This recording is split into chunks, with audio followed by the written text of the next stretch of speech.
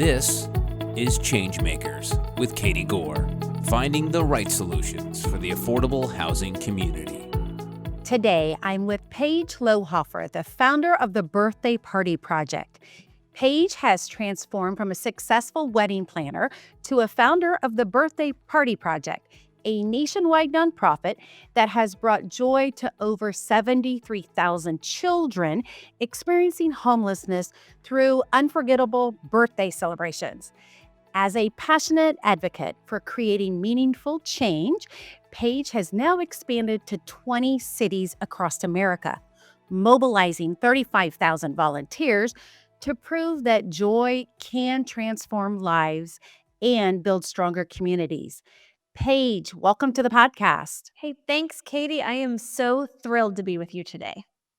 I am so happy to talk about this because it is something from a different angle that we haven't ever shared on Changemakers. So let's get into this and let's talk about, first of all, your journey from planning pretty much dream weddings to creating birthday magic for kids, but not just any kids, kids experiencing homelessness. So, how did this all happen? Yeah. So, like you said, I had an event planning firm and love to be a part of people's celebrations. I do think that there's something really magical that happens when people come together in a space for one purpose. And for over a decade, I had the privilege of being a part of people's most intimate celebrations, whether it was a wedding or bar and bat mitzvahs, big birthday parties, or corporate events.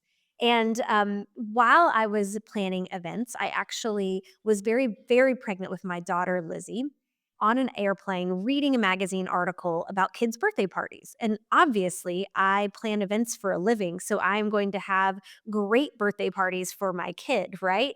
So here I am flipping through this magazine and dreaming about all the ways that I would be able to celebrate her. And this was before Pinterest and Instagram and anything else online. I mean, let's take it all the way back, Katie. Been doing this a while. So after that, I actually put that magazine down and I picked up another magazine, and it was a Time magazine. And I landed on an article that just struck me to my core. You flip open a magazine and you expect to see all types of photos, but this one in particular will stay with me forever. And it was this black and white image of a little boy in Haiti, and he had sunken eyes and bloated belly, and there's like chaos and destruction in the background of this image, but in the foreground was this image that this little boy with just these beautiful cheeks. And he was staring right at me. And all I could think in that moment was, what about him? I mean, here I am, right? Dreaming about these big, beautiful, elaborate parties for my very unborn child at the moment. And there are children in the world that might never feel celebrated on their birthday. And so in that moment, it really hit me. It was like fire in my belly, like punch in my gut. Like, I can do something about this. I need to do something about this, but what does that look like? And, I'm in the middle of planning elaborate events all over the world. I'm very pregnant, about to give birth to my child. And so while I didn't think the time was right then, I knew that the time was coming. So, fast forward a little bit. Now I have a toddler at home and I'm still planning events, but in the back of my mind, you can't shake that, that like that intuition, Katie, like that gut feeling, right? It just doesn't go away. And for me, it sure didn't. And when my daughter turned 2, we had this big cake in front of her, and her little friends are around her, and everyone is like standing around her. And they say, somebody says, make a wish, as we're starting to blow out the candles. And at 2 years old, she knew to close her eyes tightly and to blow out the candles. And that was the moment for me, Katie, that I realized that if I didn't act now, like, it was time. Like, if I didn't act now, I knew that I would regret it. So that was the moment that I decided that it was time to decide how I could celebrate kids that needed to feel celebrated. And, going to Haiti was not in the cards for me, planning weddings and raising a toddler, but I knew that there were children in my backyard right down the street that were worthy of a celebration. And so I decided to go and start understanding what homelessness is and what it isn't. I think that you understand this. Like there can often be stigmas associated with homelessness, right? Like um, Mhm.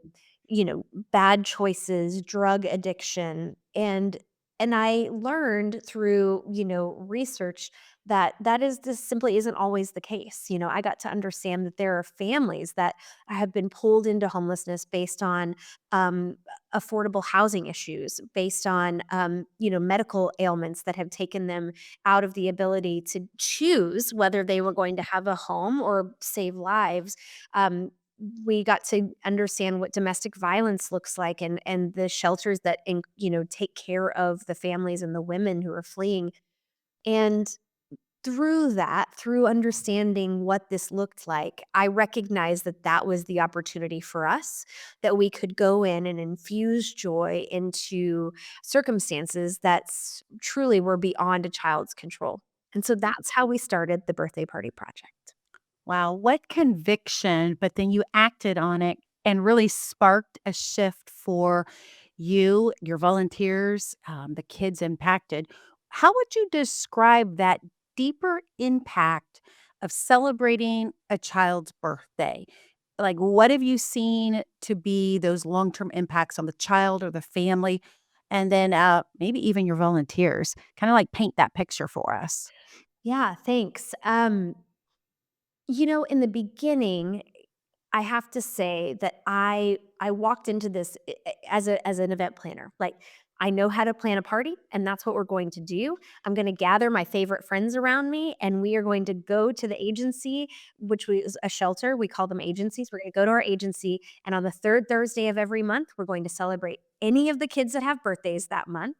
And we'll invite everyone else that's staying at the party or is staying at the agency to participate in the party.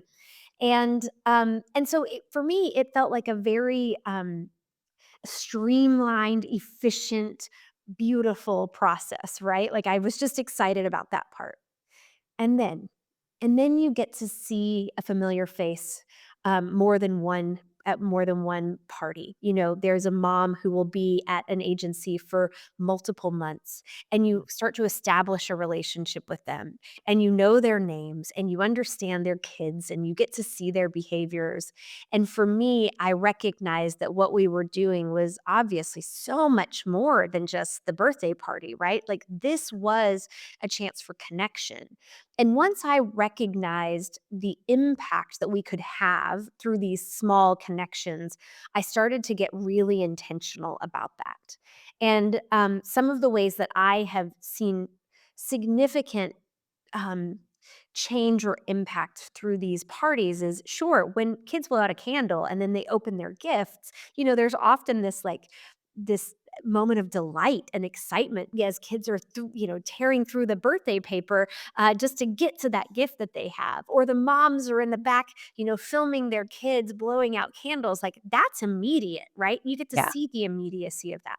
And um, we've had opportunities where we will celebrate with a family at one agency, which we would say is like it is an emergency shelter. And then Mhm. we see that mom um, rise through it with such resilience through that program and get into like a permanent supportive housing program where we also were celebrating kids. And when we get to see kids again on the other side in a different environment, one time I walked into a party and this girl ran up to me and said, "You're the birthday lady. You're the birthday lady." And I thought, "Hi, I'm Paige. What's your name?" And I'll never forget this. Her name was Kendra. And she said, "You celebrated my birthday last year. Are you going to celebrate it this year?" And those moments for me, they add up, right? But they Mhm. they create a mark. But there's other moments also, Katie. One that I'm particularly proud of is, and we speak about her a lot. Her name is Francesca, and when she was 15, we celebrated her birthday at a place called Family Gateway in downtown Dallas. And then her family also moved to another agency, and we got to celebrate her sister's birthdays. And one of her sisters got to experience a petting zoo for the very first time in her life. She was around live animals, right? And she was young. I think she was 10 at the time. And from that moment, her sister said, "I want to be a veterinarian." Well, Wow. fast forward, right? Fast forward from this moment of these moments of being of celebrating her family members. Mhm. And I had the privilege of speaking to a group here in Dallas. And after speaking to this group, a young, tall, beautiful girl approaches me and says, "Miss Page, my name is Francesca. And when I was 15, you celebrated my birthday and you celebrated my sister's birthday too." And I thought, "You're kidding me." And she says, "I'm the youngest ever intern here."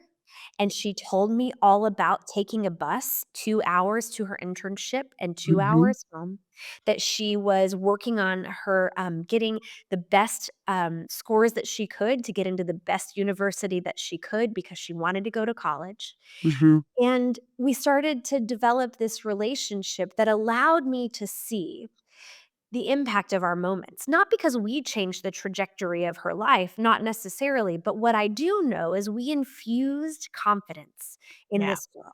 We allowed them to feel, these girls to feel seen, right? And I think when we feel seen, there's this validation that comes with that. Like, my work is not done. There's somebody that Yeah. believes in me. And Francesca will say to this day that that is absolutely true of our relationship with the birthday party project. Wow, that power of hope, that power of being seen, and that power of confidence, and it's coming at a time of real desperation and insecurity. Mhm. So, the intersection of those 2 things, that being able to give them this glimpse of power at a time where they're so desperate, um, what a unique way to turn their minds to say, "Hold on, I can get out. Hold on, I feel seen. Hold on, I have a glimpse of hope." I mean, that is all coming from just recognizing them on their birthday. Mm, Wow. mm. Thank you for saying that. Yeah, thanks. So I've seen some statistics. The National Center for Homeless Education estimates that there are 3.5 million children in the United States that are homeless. Yes. That's a lot of children Yes. who did not pick to do that. Okay. They are in Correct. circumstances that have, yielded them where they are. Is Yes. that the same kind of numbers and volume that you're hearing, seeing, or, I mean, is that low? Is that high? What are some of the types of volumes your team estimates? Or even what are the touch points that you are actually getting hands and seeing as far as, the kinds of numbers? Yeah, no, I think that very much tracks. What we have seen Okay. statistically is a number between 2.4 to 4.4 um, children experiencing homelessness within a year. So I think the 3.5 million Mhm. number very much tracks, Katie.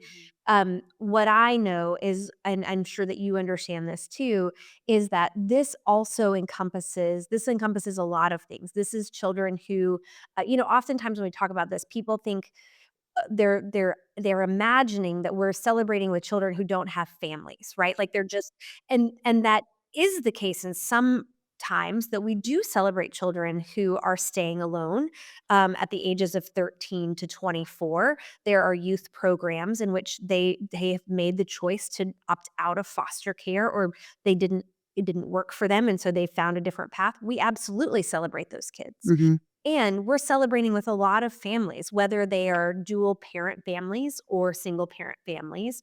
But back to what we kind of talked about in the beginning is these are victims of sex trafficking and human trafficking. These are victims of domestic violence. These are people who have been chronically homeless, their families, it's a systemic thing. And then these are people who truly just down on their luck, like one wrong turn has taken them to this place. And so as you look at the breadth of these numbers, we take into consideration that there are, in one ISD school district in the country, there will be thousands of children who are couch surfing, who are experiencing homelessness. We're actually have the ability to impact and to celebrate even those children in some of those school districts. So we're doing what we can to reach as many as we can, but the statistics to me are alarming. And you're right, children don't have a choice. So I had the opportunity to give a TEDx talk, and I actually shared about my own experiences of housing instability as a child.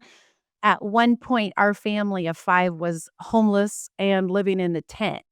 So your birthday party project really strikes a chord with me. And one of the things in this talk, I mentioned the misconceptions of homelessness. And I went through, what people sometimes think, what they say, and how we can, look at that differently. From your perspective, you are on the front lines working with families and children who are experiencing homelessness. What are some of the misconceptions that you would wanna tackle or that you would wanna speak some truth into? Can you share some of those? Yes. Thank you for touching on your story. I have heard your story and am just grateful for the opportunity to speak with someone who has had such resilience and determination. I truly am grateful for that.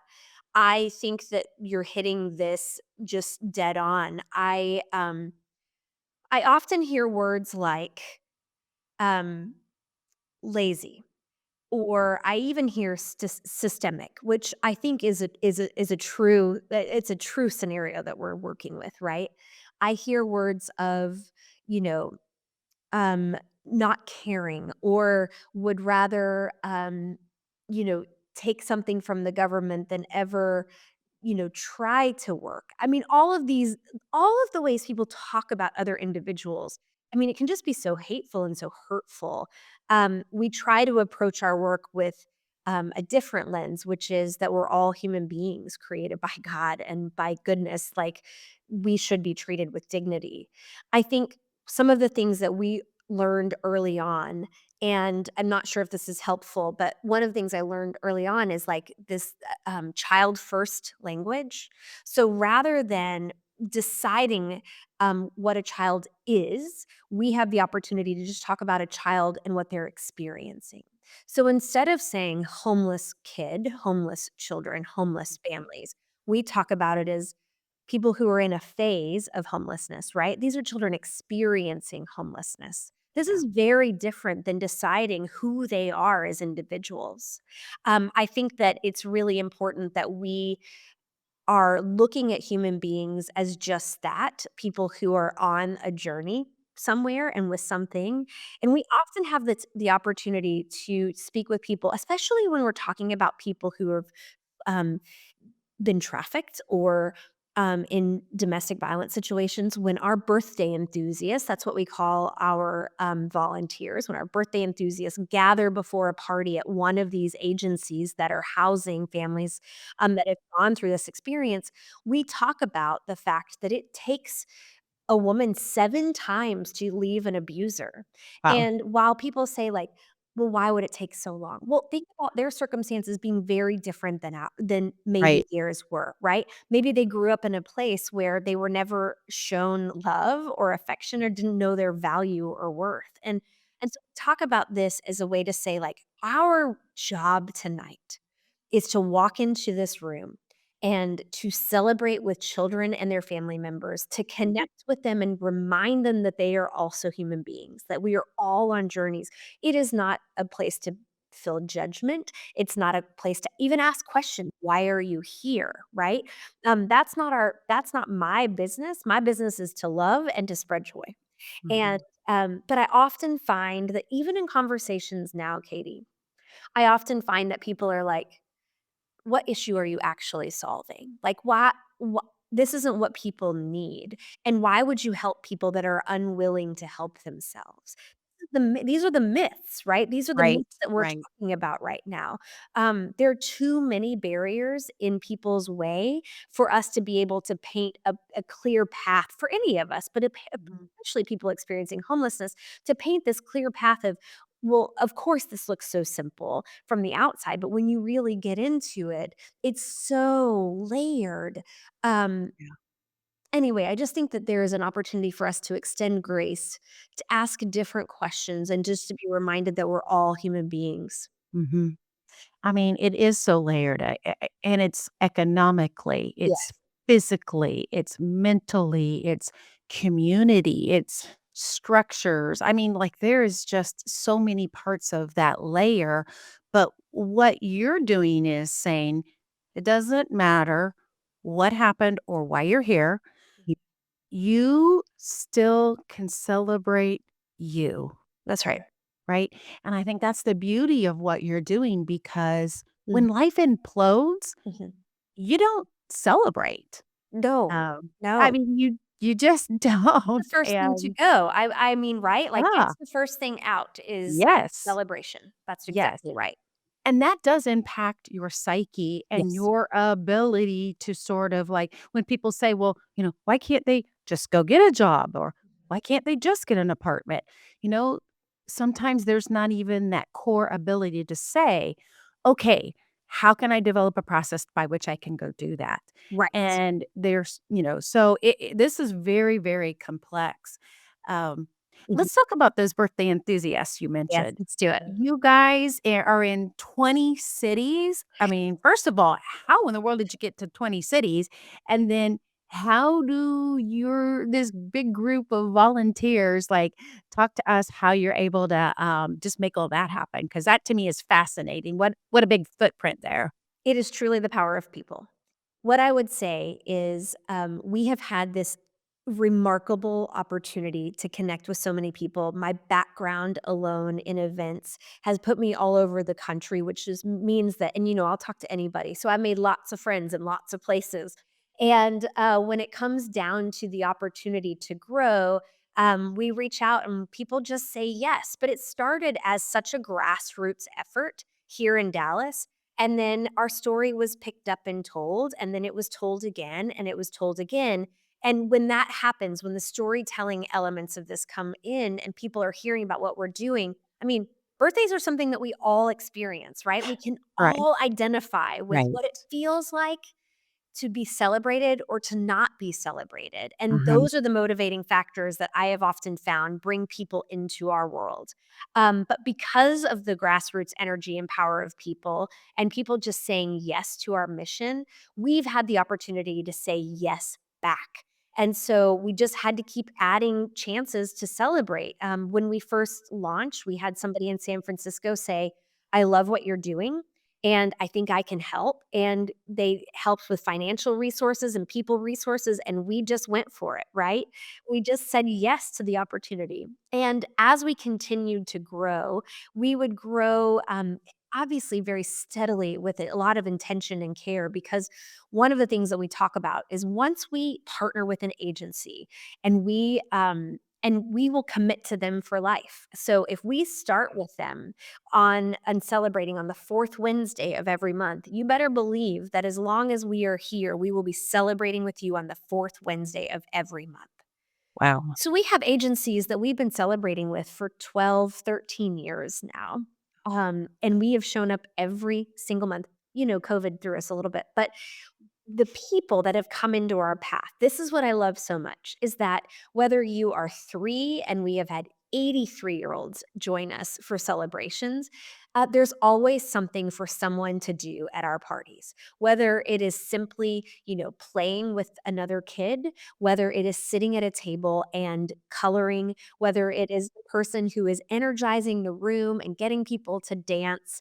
I have found that there is a place for all of us to use our skills and our talents to serve in that way. And so, really, when we go into other cities, it's because someone has heard about our mission and wants to advocate and champion for us to be here. But here's the coolest part to me: I am sitting in our headquarters in Dallas, Texas, of which I never imagined that we would even have as much space as we do here now. And I have a great team of people who work for the Birthday Party Project, our little small but mighty team, Katie, of 6 people. And we have what we call party coordinators. These are 130 dedicated individuals who show up every single month to host Wow. parties on our behalf. We celebrate with them, and we recently just celebrated milestones of years that they've been with us. And most of our party coordinators have been with us for more than 8 years. Over half of them have been showing up every single month to the same agency in their city to host parties on our behalf as a volunteer. And Wow. they create connection with our agency partners, and they create connection with our kids and their families. They are the steadiness, right? Of they're kind of like that that help like the undercurrent. And then we have birthday enthusiasts, and that's people like you and me. And we get the opportunity to come in, whether it's individuals or corporate groups, or we have people who share their birthday and bring their friends with them to a party. And these are people who may show up once, or they may come back every single month and celebrate with us. But it does not happen without these thousands of people all over the country just continuing to say yes, to show up for our kids, and to take an hour and celebrate. I want to ask an obvious question that's kind of hitting in my mind here, but you have the microphone. So I want to know, quite frankly, how you're paying for all of this. I Sure. mean, I want you to tell our listeners if you need people to come alongside of you and help you through this in a collaboration. Um, just be open with us because I'm sure this is not all cheap and Right. so that we've got listeners who I'm sure are incredibly impressed by what you're doing. So let us know what you need here.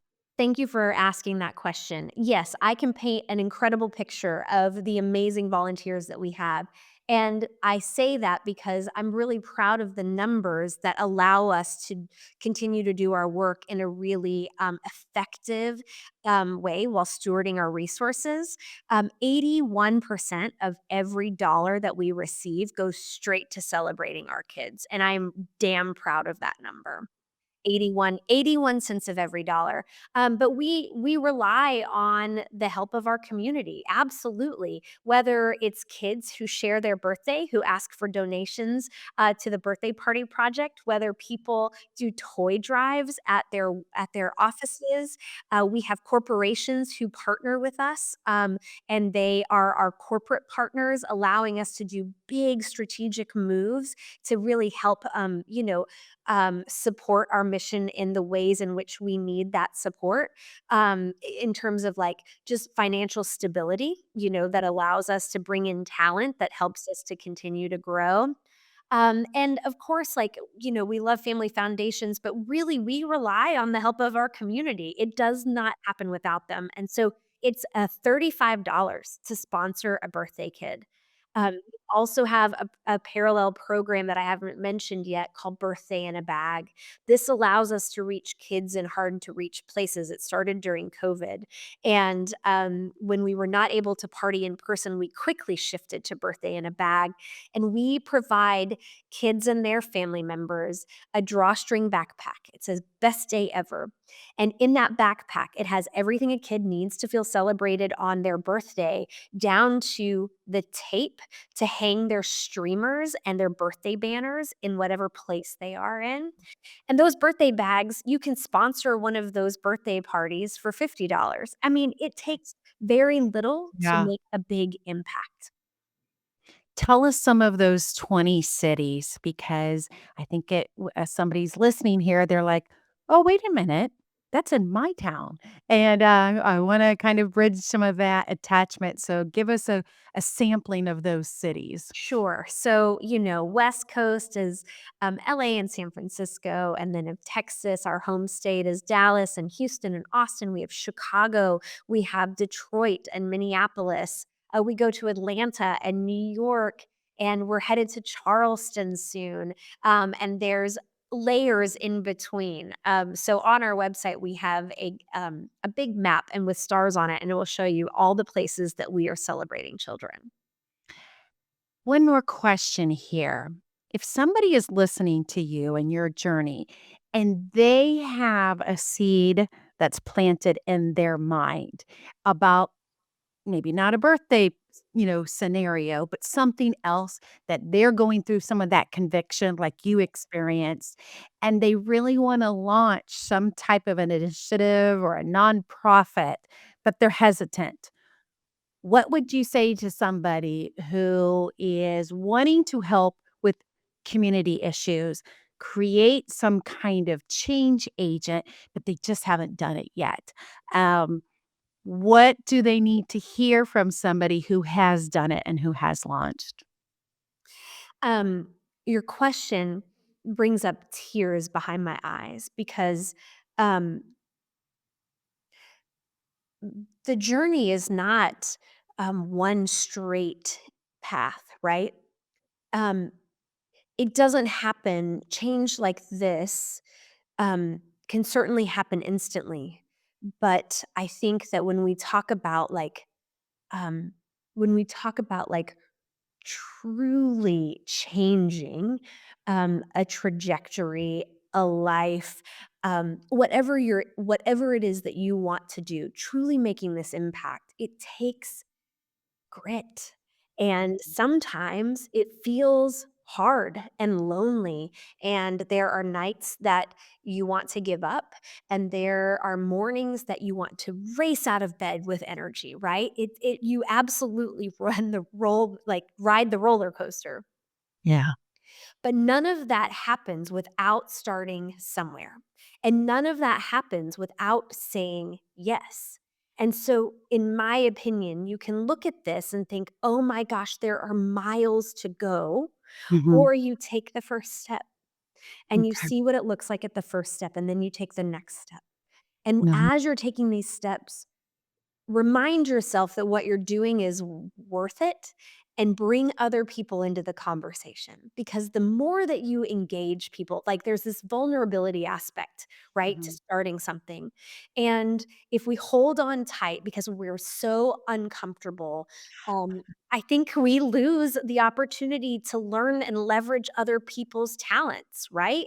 Like if we hold on so tight to things, we're not giving other people the abilities and the chance to like shine through and shine with. And so I prefer to take one step at a time, to bring smart people around me, to admit where I need, help, to ask for it often, to give, to listen for the feedback and the advice more than I give it. And I don't always do that well these days, but I try really hard. Um, but there's something about this, like, imposter syndrome is real. It's real Mhm. to me. And there are moments along this journey of 13, actually 15 years where I've thought, why am I up here? Why am I the one doing this? Why is this me? This should not be. I do not have, but what I do have is determination and I got grit and I've got people that I can call on to make this better. And that recipe for me has been profound, not only as me, like changing who I am as a human being, but I hope has really helped create these ripple effects of joy that can be felt far beyond anything that I will ever know. That is amazing, and I'm hoping that somebody really says, "Okay, I'm ready to launch. I'm ready to take that step. I'm ready to not be comfortable and move forward," because I know it sounds corny, but one person can make a huge difference. I mean, Yeah. if you had not acted on what your heart and what your conviction and just you as a person, if you hadn't acted on that, that's missed opportunity, sure, but it's also like all of these kids that their whole physical and mental well-being has been given a chance to. I mean, like, this is just to me, and so I just sit there and think, I hope somebody who's kind of toying with their own version of what they want to launch actually is now urged and prompted to do that just by hearing what you've been able to accomplish. Thank you so much, Katie. Thank you. And you know what? Um, I hope so too, because if I can do it imperfectly and I'm still here, Yeah. then so can someone else. Yep. Mhm. So I jotted down a few notes while we were talking here, and I cannot wait for Quadell to come alongside with you and see what we're able to help support you in. This is an issue that, unless we build more affordable housing, Yes. is actually projected to get worse as far as homelessness. Yes. So, we've got a couple of dynamics in our industry Mhm. that need to happen.